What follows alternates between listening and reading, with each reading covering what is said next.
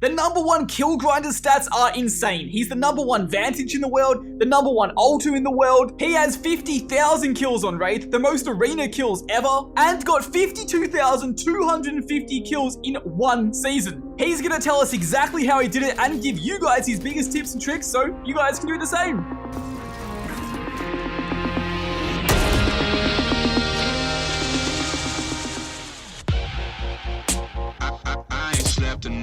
Y'all. I so red I can't see what's real.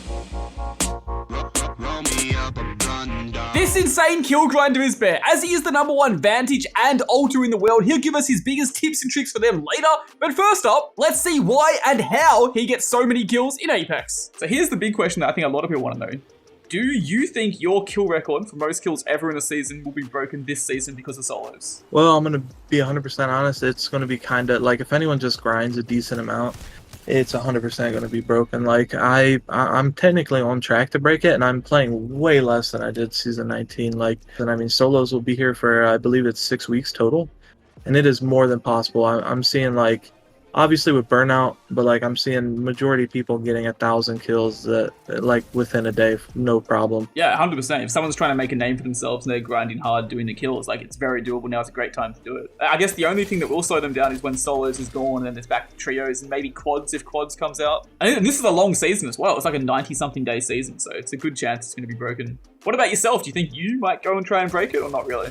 Well, right now I'm kind of just grinding and seeing how it goes. I've put a lot of thought into it, and I believe I'm just going to kind of wing it and just grind. Definitely could foresee myself getting right around 50k this season as long as I keep just playing and, you know, every ounce of free time I get just spending on Apex. I'll ask you in a little bit about your biggest tips for kill grinding, the best ways to do it. But other questions first. Weapon-wise, this season, what are the best weapons to get kills with, or I guess to kill grind with and just play with in general? Well, for Horizon, Havoc and L-Star seems to be super prominent and like played. But me, myself, I personally prefer, especially with the solo mode, I've used the flatline a ton, so I'm very comfortable with it. So I would say flatline and then a shotgun. There seems to be a lot of close range, and obviously shotguns, you can hit someone 100, and then, I mean, you have a huge advantage. Then like, I mean, honestly, from my experience, it seems to be like a shotgun and a Havoc, really, but I prefer flatline and a shotgun. Like if it was Olympus, and this is another thing to alter, like Olympus is such a different map, like way more open, so like, could be different on that map, but with all the close quarters and World's Edge and Broken Moon now, I definitely think shotguns are more prominent on console just because of that. Yeah, no, definitely, I agree. All right, what about legend-wise? Obviously, Horizon's absolutely insane. What other legends are great to grind, just in general for solos and just this season as well? Well, one that a lot of people haven't really expected me to say is Ballistic. I like Ballistic is just, if there's a good Ballistic player, like it was just super one-sided, like they hit you with it, and normally the deal is you try to shoot it off before they get to you. Like Rotide even told me that the last time I was with him, and it's a completely different fight if you have to waste ammo and you can't use it on them. So Ballistic's really strong, and then other than Ballistic, Revenant, just because the extra health obviously is super nice to have.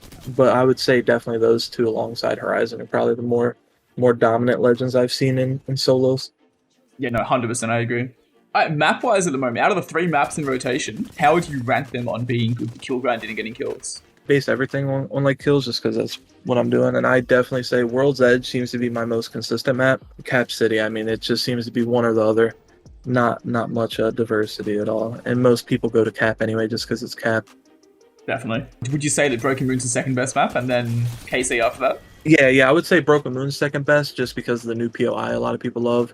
And then not even that, like Survey or Stasis Array, I believe it's called. That's a very popular area if it's going over that. And like there's three main POIs in Broken Moon. I see people landing, and it's the Quarantine Zone, Stasis Array, and then the Core. I was just going to say, and then KC. The only reason why I would put that map last is just because people seem to be very inconsistent.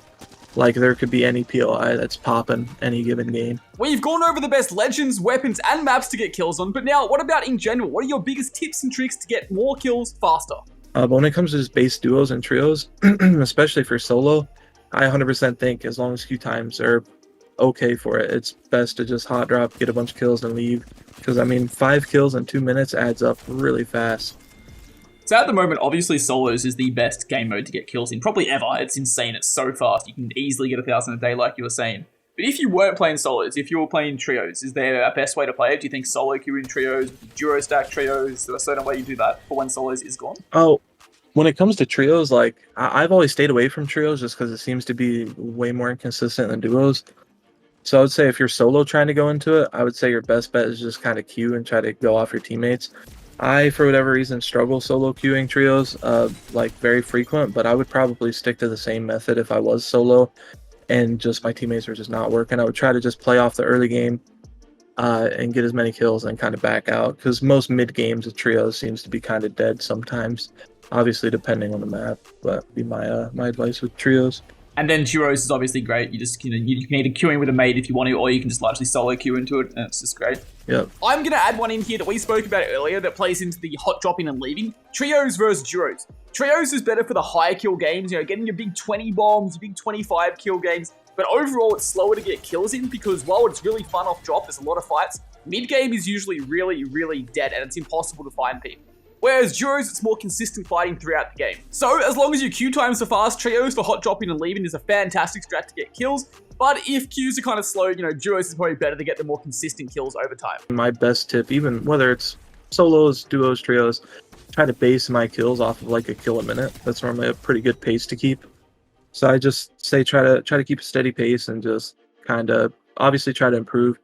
I use a website within stream that kind of tracks my kills per hour. And other than that, I say just kind of try to have fun with it. Like the more you stress out about performing super well, top notch each game, like if you do plan on doing a super long grind, it's just going to make it even more miserable. I mean, that's definitely one of my bigger tips that I get. I mean, I see so many good players that start kill grinding and like that's the one reason why they just don't consistently perform or like drop off, is just because it's so frustrating sometimes. Do you recommend like playing long periods, or would you rather do it in short periods, or do you just base that off how you're playing at the time? If you're playing well and getting lots of kills, you keep playing. If you're playing bad, you take a break. Well, I say it's definitely dependent on how much time you have. So I guess my advice with that, to simplify it, would just be kind of base it on your own goals and what you think is possible with it, and just definitely keep breaks in mind if it is possible alongside your goals, for sure. Breaks are always healthy, stretching and all that. Well, I think you mentioned it there, but a big thing about kill grinding as well is a lot of it is just consistency. Like, having 100,000 kills on a legend these days, that's less than 100 kills a day since the game came out. It's not about having the massive 50,000 kill seasons that you have. Obviously, that's a massive grind within itself, and it's amazing. But to be a higher kill player and a big kill grind isn't always about just that. It's about just being consistent, 100%. Yeah, it's a very different grind if you're going for short term rather than long term. Like, I tell people all the time, like they see me like I'm number 2 for Alta right now, and they're like, "Oh, if you get number 1, that's crazy. I'll never be there." And I'm like, "Well, as long as you're getting a couple hundred kills a day, you will eventually get there." Okay. Well, any other tips for kill grunt? Any other ways they can get kills faster or better or be more consistent, etc.? Any other tips for that? Well, and I will say as well, I guess when it comes to other tips, I would say definitely be aware like what's possible. Like, for instance, it's very talked about PC compared to console. And like from the few games I played on PC, queue times are definitely a lot slower. So like definitely take that into consideration as well. I personally recommend the hot drop and leave method when it comes to like normal games and duos. When it comes to solos, I'm not totally sure if it would be worth it yet, just because the possibility is always there with extra lives and like people just re-landing on you. So it's a little iffy to tell there. All right, well, this is going to be a little bit of an interesting question, and you kind of touched on it just then as well. Why do you think all kill grinders are either console or controller? Yeah, I was actually kind of curious. I was literally just talking to someone about this. It was very interesting, and I almost wonder if it's just like, obviously people like it's Timmy or whoever the top PC players are, like even yourself probably could do a really big season. It's just, I'm assuming it's a lot harder to be consistent when there's like so many variables. Like in my opinion, and I'm not trying to like debate PC or consoles better, it's just general like opinion.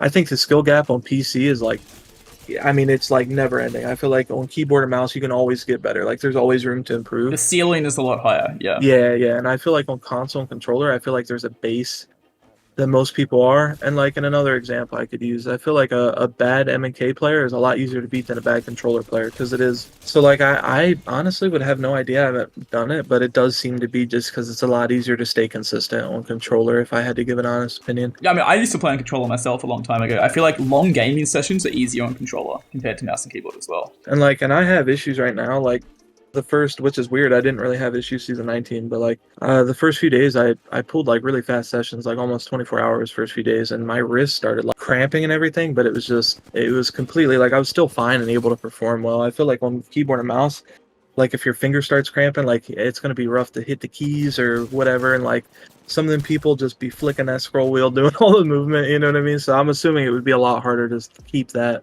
momentum up for long periods if I had to.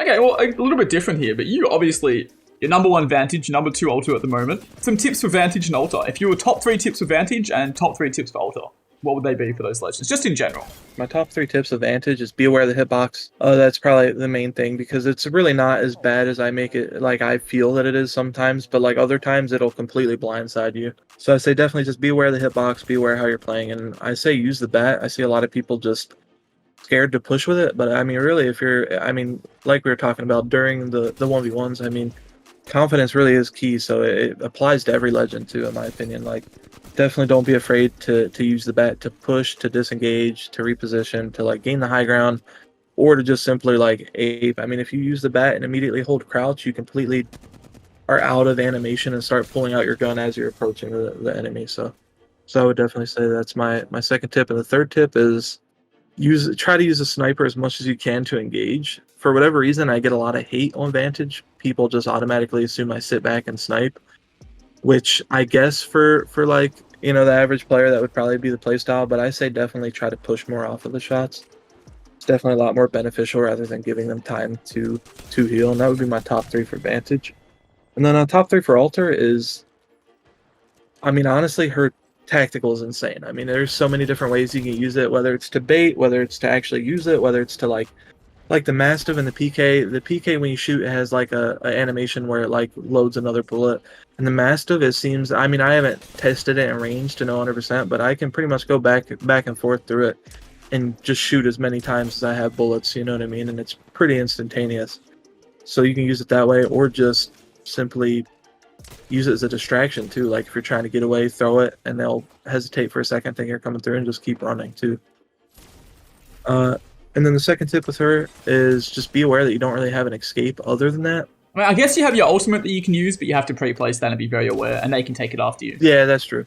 Now, I haven't used ultimate a ton, so I pretty much only use that whenever it comes to like I hear a fight outside of zone, I'm just gonna throw it in zone and then run outside. But I say definitely be aware of like, and like you said too, it would be good to place your ult and just be aware of the escape abilities you do have, because it's most certainly not going to be like as instant as like the Horizon Q or like the Pathy Grapple, or even in some cases the Vantage Bat. So just be aware of that, I would say, would be the second tip. And then third tip, just be very like don't be afraid to be aggro in buildings, because I see a lot more times than I don't that people just get so confused when you're in a building, especially because it could just be partially because she's a new legend, but like in buildings it seems to be kind of her strong suit. And like when it comes to Caustic or Catalyst, her abilities are kind of a decent counter, like at least in the solos mode. When you retry, like I've jumped on so many Caustics, and by the time I kill him I get my health back, so I'm not going to die to the gas regardless, and it's just a quick easy kill, and most of the time no one expects it. Even Catalyst, the only thing you got to watch out for is the spikes. And then I've even had it happen with Watsons that are holding high ground,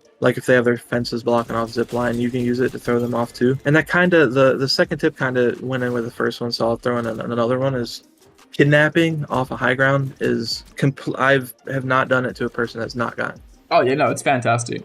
I think just kidnapping in general as well. Like if someone's healing, if they're like healing up close to the object. Yeah, 100%. And I think I did that once in the 1v1s. Yeah, you did in the 1v1s. Yeah, it was really good. Threw them off and it was super random. Like, and I even when it happens to me, I don't really expect it just because it's not a very common use. So those would be, I suppose, my 4 tips with Alter. Yeah, no, I vibe that. Well, that's largely about it. Anything else you want to, like, any other tips you have for anything, whether it's legends, kill grinding, playing, any other tips at all, or is that about everything? I guess the one thing I would like to say is just try to keep a positive mindset and just don't give up. I mean, you never know how long anybody's going to go. So, like, if you do have goals and, like, that is something that's important to you, it's different for everybody, of course. But, like, if it is something that you would like to achieve, definitely don't be afraid to go for it. It might take you a month, it might take you 3 months, whatever, but like it's best to keep a positive mindset, like, and just keep calm too. Like it's no point getting on and getting frustrated with it. And the only other thing I would like to add to that is if it's something that truly just makes you angry, it's not worth like ruining your whole day for it over and over, you know, like Like, make sure you're enjoying yourself. You know, you're playing video games at the end of the day. You're meant to be having fun. You're meant to be doing what you enjoy. yeah, 100%. Like if you're there for fun and you like kill grinding, I definitely like if you want to go for a goal, that's super cool, but like don't let that goal like ruin your whole mood. It's not worth it. And don't like try not to discredit yourself either whenever you're grinding. Like I mean, because like we were talking about earlier, like KDs can vary so much to just every little thing like stats. Just don't let your stats bring you down, you know, just focus on the now, focus on the next game, and just try to keep a positive mindset and have fun, because at the end of the day, like you said, it is a video game. Yeah, exactly.